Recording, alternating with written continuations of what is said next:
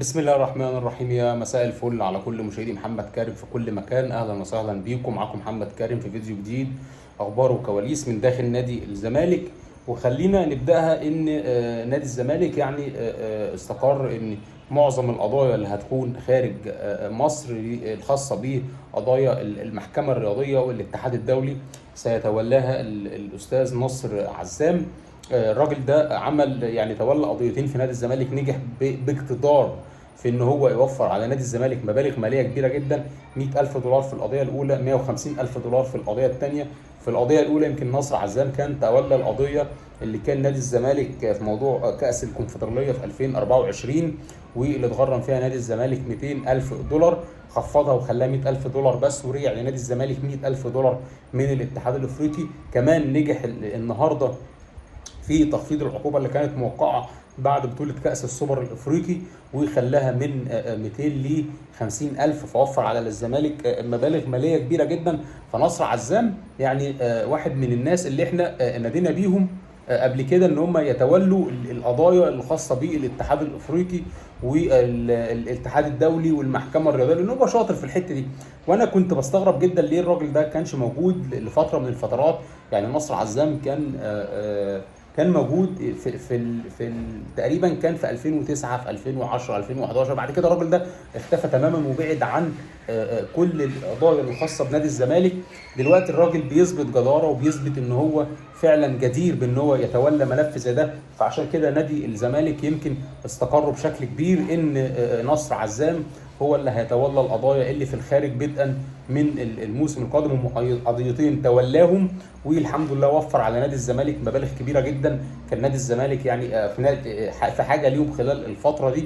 الحاجه الثانيه ان هو هيكون موجود ان شاء الله وبيساعد نادي الزمالك في الملف اللي هيتبعت للمحكمه الرياضيه الخاصه بقضايا ازمه الكود. دي الجزئيه الثانيه عايز اقول لكم ان خلاص يعني بشكل شبه رسمي نادي الزمالك ارسل العقود للمدير الفني الجديد الذي سيتولى تدريب نادي الزمالك. المعلومه اللي عندي قالها لي احد المصادر في نادي الزمالك ان خلاص العقود اتبعتت الكترونيا عبر البريد الالكتروني للمدير الفني اللي هيتولى القياده الفنيه لنادي الزمالك في الموسم القادم. ويعني لمراجعه العقود ومراجعه البنود ومراجعه لو في عنده بنود عايز يضيفها على التعاقد مع نادي الزمالك. فدي حاجه من الحاجات الكويسه. مين هو بقى المدرب؟ يعني هي المصادر ما وضحتش قوي، لكن ولا اقرب في عندنا سانتوس، عندنا بيدرو ايمانويل، في يعني مدربين تانيين، ولكن هو لحد دلوقتي ولا اقرب سانتوس هو الكسندر سانتوس هو اللي مرشح بنسبه كبيره. فالحاجه يعني ان هم خلاص يعني بعتوا العقود وفي انتظار بقى المدير الفني يخلص. اللي احنا كده عارفين وقلت لكم قبل كده ان جون ادوارد واداره الكوره في نادي الزمالك بترغب في مدير فني اجنبي، ومسؤول نادي الزمالك عايزين معتمد جمال. فمن الواضح كده ان خلاص الامور طالما العقود اتبعتت عبر البريد الالكتروني ومعتمد جمال، انا قلت لكم قبل كده ان معتمد رافض اصلا ان هو يكون موجود كمدرب عام، وحقه.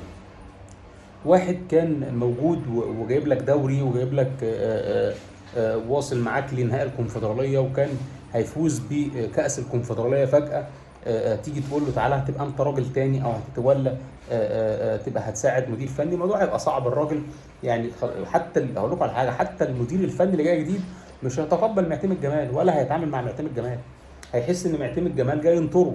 فاصلا كمان انت هتبقى مسبب كمان ضغط المدير الفني اللي جاي في نادي الزمالك.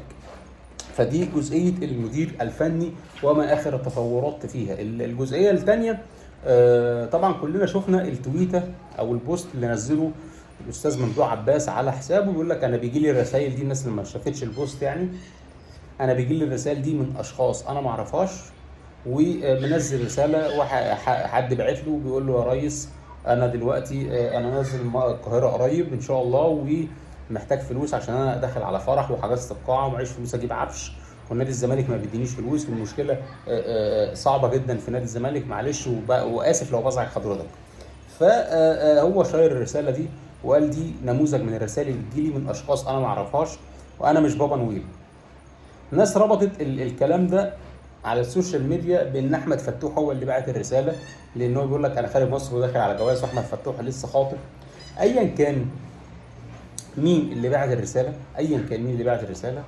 اعتقد بعد الرساله اللي اتنشرت من الاستاذ ممدوح عباس رئيس الشرف نادي الزمالك على السوشيال ميديا، اعتقد اي حد سواء لاعب او موظف او اي حد داخل نادي الزمالك بعت رساله بالشكل ده في المستقبل يستاهل ان هو يتعمل فيه كده. لان هو الراجل خلاص واضح ان فاض بيه الكيل من اللي بيدفعه، وفي نفس الوقت هو فعلا هو مش مطالب انت تقول له انا بتجوز وعايز فلوس. يعني انا مش متخيلها، يعني انا بتجوز وعايز فلوس. ايا كان بقى، ده لعيب كوره بعتها، موظف بعتها، واحد بعتها، يعني هو يعمل لك ايه ممدوح عباس يعني؟ ما هو ده مش منطقي. الراجل يبقى قاعد بيجي له رساله انا عايز اتجوز. فادي نوع من الرسائل. فاي حد هيفكر بقى يبعت رسائل من النوع ده، اعتقد ان الفتره الجايه ممكن ينزل اسمه. يعني هو كان يعني اعتقد انه ما رضيش ينزل اسمه عشان ما يسببش حرج، بس الكلام على السوشيال ميديا بيقولوا ده وبيقولوا ده وبيقولوا ده وبيقولوا ده وبيقولوا ده. فايا كان اعتقد ان بعد الوضع اللي حصل ده، يعني اي حد يبعت رساله من النوعيه دي يستاهل اللي يحصل. ده اللي انا عارفه. واحد لازم يحترم نفسه ويحترم شكله ويحترم مكانه ويحترم ان هو موجود في نادي الزمالك، ان هو راجل موضح ان ده واحد في نادي الزمالك، ان هو بيقول له انا نادي الزمالك ما فيهوش فلوس. ولازم من وجهه نظري لازم اداره نادي الزمالك تتواصل مع الاستاذ ممدوح عباس وتعرف مين الرساله دي، مين اللي بعتها. بمعنى لو لعيب كوره بعتها لازم يتحول للتحقيق ويتوقف. لو لعيب كوره بعتها لازم يتحول للتحقيق ويتوقف. شرحه لو موظف بعتها من نادي الزمالك لممدوح عباس يتحول للتحقيق ويتوقف ويبقى عبره. لان انت فرد داخل منظومه نادي الزمالك سواء كنت لعيب او كنت موظف، وبالتالي انت بتمثل كيان كبير لنادي الزمالك.